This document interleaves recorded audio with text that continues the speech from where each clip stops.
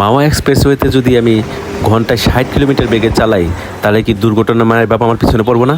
বাসগুলোর speed কি কেউ 100-র নিচে নাই, যেটা ভাঙ্গা বাস সেটাও 100, আর বাকিগুলো তো 120-30-এ চালায়।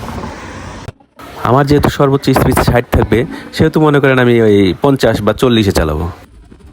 দুইটা বড় বড় বাস যখন ওভারটেক করবে আর আমি যদি ওই সামনে থাকি 40 স্পিডে 60 স্পিডে, তাহলে ওই বাস দুইটা তো গতি নিয়ন্ত্রণহীন হয়ে আমার উপর দিয়ে উঠে যাবে। তার মানে দুর্ঘটনার হার কিন্তু আরও বেড়ে গেল।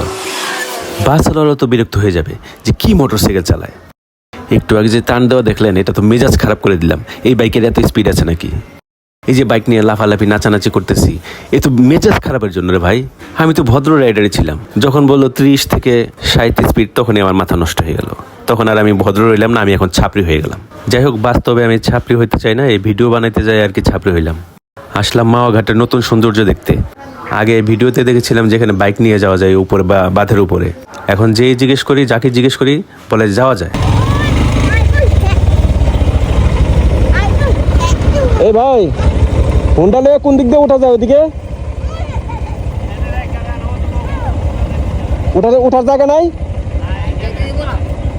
ও যাইতে দেয় না।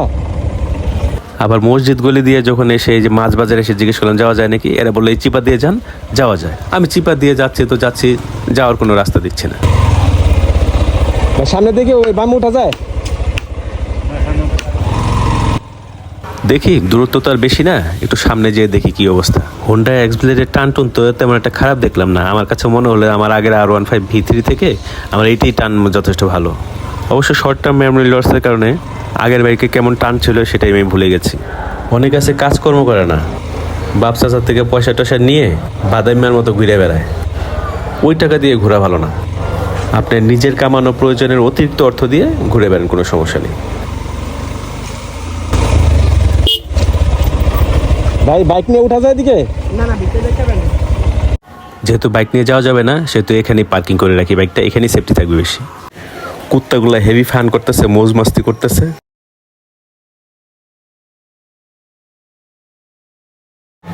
এই কুত্তার মুখের দিকে এবার ছাগলের গু।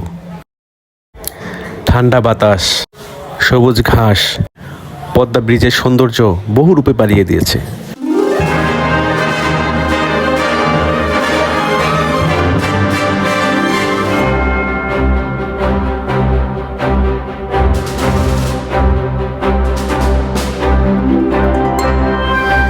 জায়গাটা এখন এত ভালো লাগছে, রোদ না থাকলে এখানে সারাদিন আড্ডা দিতে ভালো লাগবে, উঠতেই মন চাইবে না আপনার।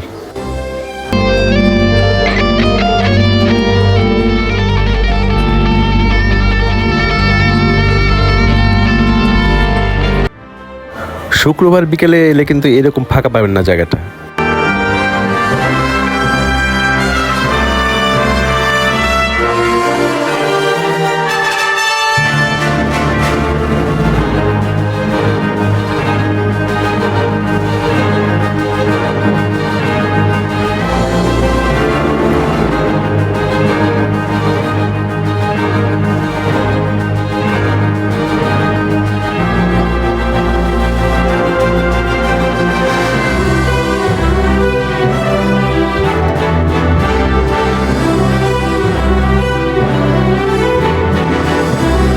ভরা বর্ষায় এলে সম্ভবত এখানে খুব সুন্দরভাবে গোসল করা যাবে। উত্তপ্ত রোদে পরিষ্কার স্বচ্ছ পানিতে যদি আমি গোসল করি তাহলে কতটা ফিল হতে পারে আপনারা বুঝেন। এই পাড়ের মধ্যে কিছু ঝাউ গাছ যদি রোপণ করে দেয় তাহলে কিন্তু দেখতে আরও সুন্দর লাগবে এবং পর্যটকরা এসে শান্তিমতো বসতে পারবে, বিশ্রাম নিতে পারবে।